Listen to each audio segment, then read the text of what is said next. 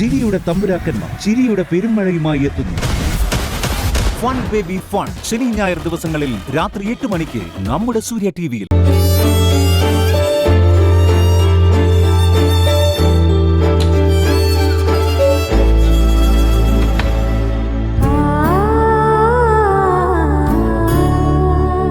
എന്താടോ മുഖൊരു കൊട്ടയുണ്ടല്ലോ, any issue?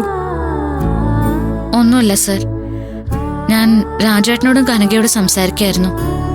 അവർ രണ്ടുപേരും ഓണത്തിന് വീട്ടിൽ പോകുന്നുണ്ട്. 3-4 ദിവസം കഴിഞ്ഞിട്ടേ തിരിച്ചു വരൂ. പോട്ടെ, അതിനിപ്പോ തനിക്കെന്താ? അവരെ രണ്ടുപേരും കാണാതെ ഇത്ര ബുദ്ധിമുട്ടാണോ തനിക്ക്? അതല്ല സർ, പിന്നെ ഞാൻ വേറൊരു കാര്യം മനസ്സിൽ തീരുമാനിച്ചിട്ടുണ്ടായിരുന്നു. അത് സാറിനോട് ചോദിക്കാനിരുന്നതാ, അപ്പോഴാ അവരുടെ പോക്ക്. എന്നാലും താൻ പറ. അതിനി വേണ്ട സർ, നടക്കില്ല. എടോ കാര്യം പറ, നടക്കൂല്ലോ നമുക്ക് നോക്കാം. വേറൊന്നുമല്ല സർ, ഓണം വരില്ലേ. എന്റെ നാട്ടിൽ നിന്ന് വീട്ടുകാരിവിടേക്ക് പുതിയതായിട്ട് വന്നതല്ലേ, ആരെയും പരിചയമില്ല. എവിടുന്ന എന്താ വാങ്ങിക്കേണ്ടെന്ന് പോലും അവർക്കറിയില്ല. ഞാൻ കരുതിയത് ഓണത്തിന് അവരുടെ കൂടെ ചെന്ന് നിൽക്കാമെന്നാ.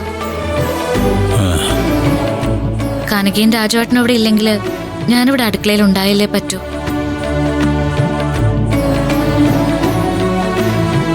താൻ പറഞ്ഞാൽ കാര്യമുണ്ട്. നമ്മളൊക്കെ കൂടെ ചെന്ന് നിന്നില്ലെങ്കിൽ അവര് പെട്ടുപോകും. ഒരു കാര്യം ചെയ്യാം, നമുക്ക് ഇത്തവണത്തെ ഓണം നമുക്ക് അവരുടെ കൂടെ അങ്ങ് ആഘോഷികളെ. അപ്പൊ ഇവിടുത്തെ കാര്യം? എടോ, ഇവിടുന്ന് താൻ മാത്രമാണ് തന്റെ വീട്ടിലേക്ക് പോകുന്നത്. ഇവിടെ വേറെ 3 പെണ്ണുങ്ങളുണ്ട്. കുടുംബത്തിലെ വിശേഷ ദിവസങ്ങൾ വരുമ്പോ ആ കൊച്ചമ്മമാർക്ക് വേണമെങ്കിൽ അടുക്കളയിൽ കയറാം. അത് ശരിയാണോ സർ?